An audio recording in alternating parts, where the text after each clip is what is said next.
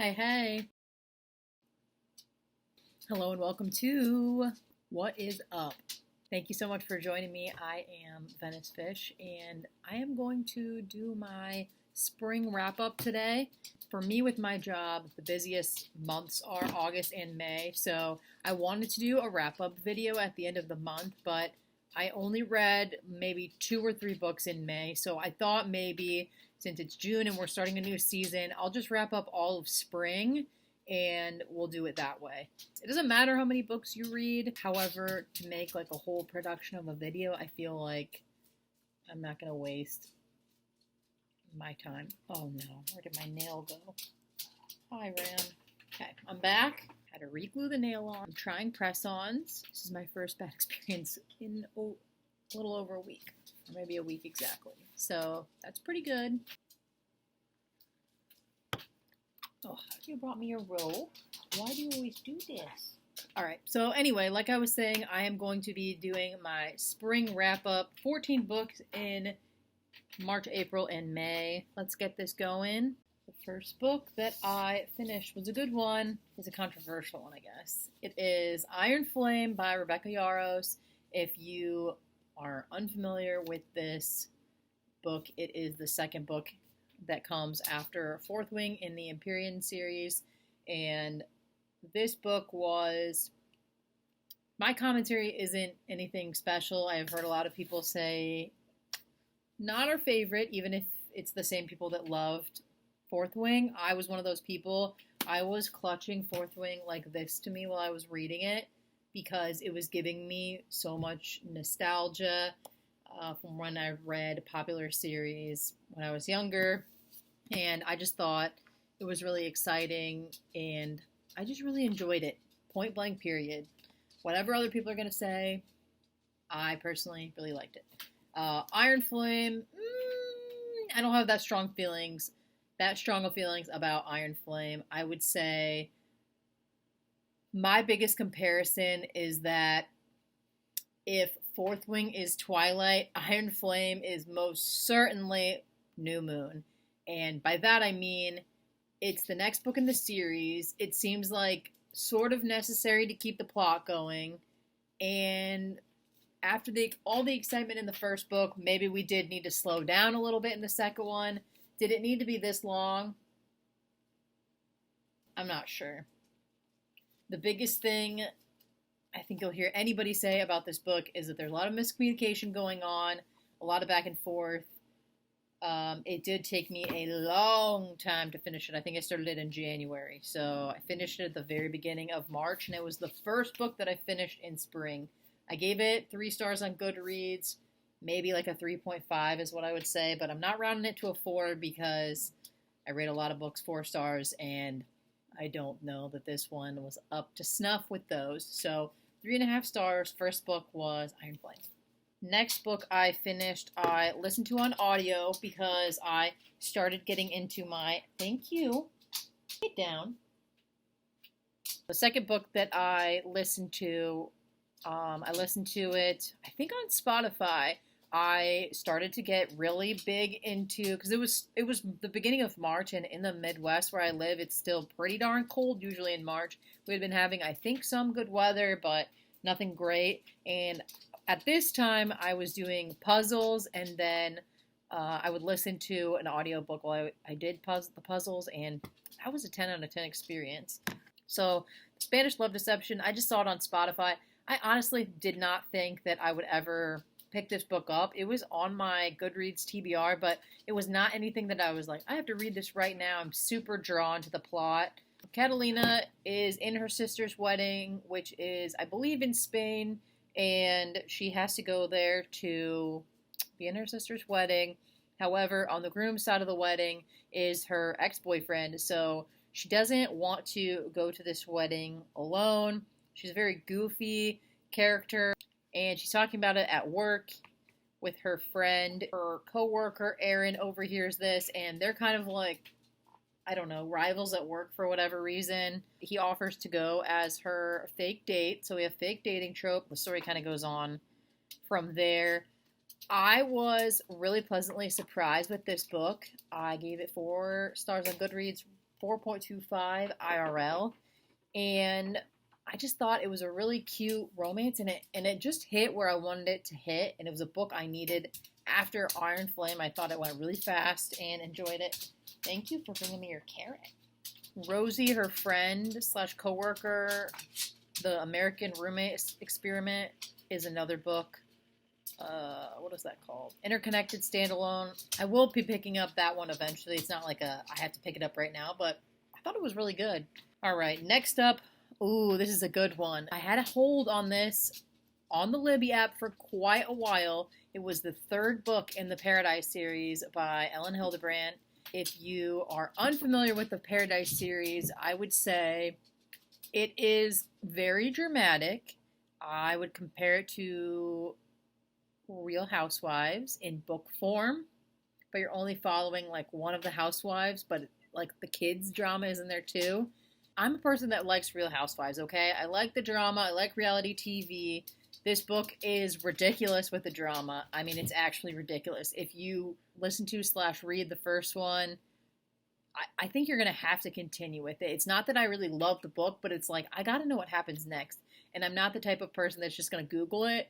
I also found like the other ones were an enjoyable time to listen to. However, the end of this series just like wasn't what I wanted it to be, or what I thought would happen, or anything of the sort. It just kind of, I don't know. Basically, the premise of this series and where it all starts is that Irene Steele, how did I forget that? I've heard her name so many times.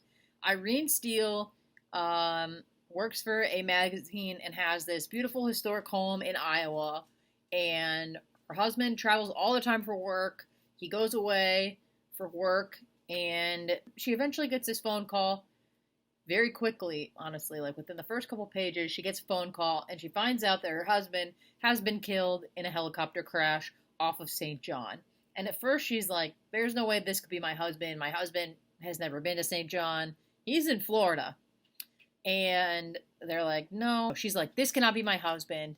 And they're like, no, we already confirmed it was him. Like, somebody already saw the body, and they said, yeah, that's him. She's like, no freaking way. I'm coming down there, and I want to see for myself. And she has 2 sons, and they're kind of like a hot mess in their lives. So they end up joining her, and they all go to St. John together. And then they all just kind of like are in St. John for a while some other things are going on. So this is happening for like the entire series. And this mystery kind of goes on through the whole series. And you meet other characters that are on the island that are locals and all this other stuff. There's a little bit of a mystery, a lot of a drama, weird storylines. I think I would recommend the series. I had an enjoyable time. The last one just so happens like that one was I would say it's like above average, maybe 3.5, 3.75, 4-star series in my mind. It definitely made me intrigued by Ellen Hildebrand's writing. I had never read anything or listened to anything by her before, so we'll keep going with that. Is this probably her best series? I don't think so. Next book I read was Divine Rivals by Rebecca Ross. This book is about Iris and Roman, and they are both currently working at a newspaper during a war that's going on between gods. So Iris also has a lot of things going on at home. Her brother is out in this war. Her mom is an addict, and she has all this stuff going on. Meanwhile, Roman is from a very well-off family. They both work at this newspaper. They're rivals, and they're both vying for a promotion, basically. So Iris is trying to deal with all the things that are going on in her life while also trying to get this promotion.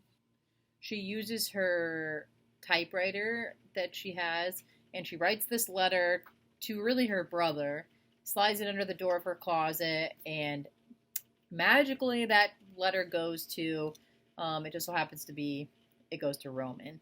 So he's getting her letters and reading like her deep innermost thoughts, and they're really connecting as kind of like pen pals, and they kind of start to fall in love that way.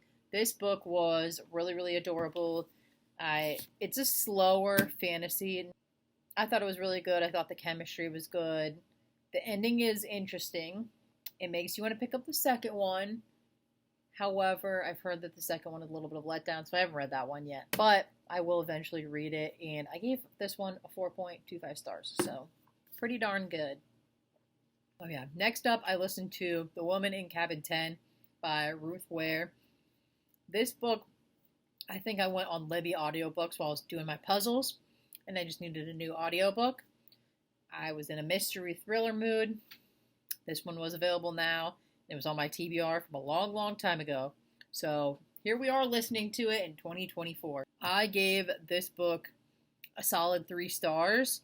A woman named Lo, who is a journalist for some travel company, and she is finally invited on one of the trips that she's been dying to go on, which is this all-inclusive cruise on this boat. Super, super luxurious. Some of the people there are like other rich people. There is another journalist there who she has a past relationship with.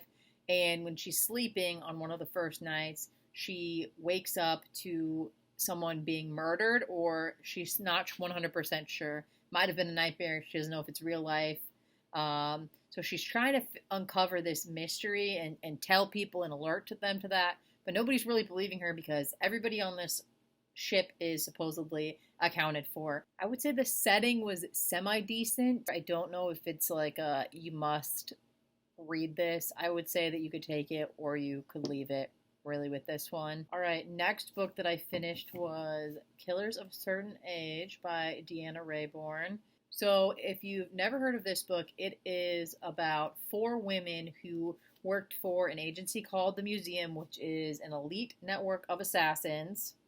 And they worked there for 40 years. So pretty much their entire lives, they've been assassins, and they've been working for this one network. And they target people that have committed terrible crimes. Like, they started by eliminating Nazis. They kind of are pushed into retirement. Some of them are pushed into retirement. Some of them are ready to retire. And they're sent on this all-inclusive and paid-for cruise. While they're there, they're reuniting because they kind of grew up together and they're friends. And they did missions together and all this stuff. They noticed somebody who they had seen on another mission, which they find very suspicious. And then, as it turns out, somebody is trying to kill them. It's kind of like a mystery, a murder mystery about who's trying to kill them and why. I gave this book 3.25 stars. I really enjoyed the commentary on women aging and, their usefulness, especially in like a male-dominated industry. So I really liked that part of it. But I don't know if you can see look how many times I had to stop. Because I was like, okay, let's keep it moving. They go on like mini missions, and some of the missions I enjoyed a lot more than others. So if it was more of the missions that I really enjoyed and less of the other ones, I probably would have liked it a little bit more. It just was a little bit slow. I don't know. I think if I was maybe a little bit older and I connected to that age part that's in here, I maybe would have enjoyed it a little bit better. Next up, I listened to Never Lie by Frida McFadden. So I ended up giving this book 4 stars strictly because it was a page turner and it was creepy. And I listened to it like I binged it. So I thought that part was really, really good. However, as I was going through, I was like making theories about what was going on. And at the end, it was kind of like, well, my theories are a little bit more interesting than what this final result is. Also, as I'm looking back on it now, this book and the one I listened to next, there are some similarities, and I'm having a hard time telling them apart. So definitely a 4-star. These 2 newlyweds who are looking to buy a house, they go to a showing in this horrible winter storm, and their real estate agent doesn't show up, and they can't leave because the storm is so bad. So they're forced to kind of like get into this house that was owned by a psychologist that also was a best-selling author. There's creepy things happening, but they apparently have no choice but to stay in this house. And like weird decisions are made throughout by both characters, and there's creepy elements in the house. The wife ends up finding audio transcripts of the psychologist and her patients, and that part is creepy as well. So there's a lot of creepy things happening, but it just didn't come all together in the end as I would have liked it to. I would definitely recommend it, though. I think it was a good, like, quick and easy, exciting listen. All right, next up is Rock, Paper, Scissors by Alice Feeney. This is my first Alice Feeney book, and I heard that it was going to be really, really good. I was not a fan of this one. I gave it 2 stars. My biggest complaint is that it seemed extremely long. By the 30% mark, I was kind of over it and ready to wrap it up. So if you're unfamiliar with Rock, Paper, Scissors, this couple wins a weekend away to Scotland to this cottage. They're trying to make their marriage better because it's kind of like in a weird space. They've been married for 10 years, and on every anniversary, you are kind of hearing about like what happened on this anniversary and like what the gift was and all these things. And the husband has face blindness, so he can't recognize people. That's a creepy element. The cottage is a creepy element. The book, like things would happen in the book and then they never went anywhere. Like, I was waiting, like, hey, this detail was creepy. Like, where will this go? And it was never discussed or talked about ever again. Was getting frustrated by that. There's all these weird overlapping of things. I just was not a fan. I would say skip it. I will try one more Alice Feeney book just to see if this is like a one-off, and maybe it's because I listened to that other one right before and that one was a little bit better. After that, not so great time. I did have my first 5-star of the season, and that was Shadow and Bone by Leigh Bardugo. This is a series that I have been trying to get into and get started for a while, and I finally was able to pick it up. I wanted to read it in winter because of like the deer. Yeah, this book did not disappoint me. I was actually surprised that the rating on Goodreads is not very, very good for this series. So this book is about Alina Starkov, and she's a soldier, and she has to trek across this thing called the Shadowfold, where there's a whole bunch of monsters, and it's super dangerous, and most people die. And she is there with her friend. Maul is her bestie, and he is there as well. He is like a tracker, basically, and so they're in kind of like different parts of this army situation. She finds out on this crossing of the Shadowfold, she accidentally like uses her magic, which she didn't know she had. So they take her, and there is this dude called the Darkling. He's part of the Grisha, which says it's the country's magical military elite. And the leader is the Darkling. So there's the Grisha, and then there's the Darkling is on the top. And I don't want to say much more, but where this book goes at the end had me definitely wanting to continue the series. And I just was really surprised in a good way about what was in this book, especially for it being like a YA fantasy. So I would definitely recommend this. And it was my first 5-star of the year. Yay! Okay, next up is...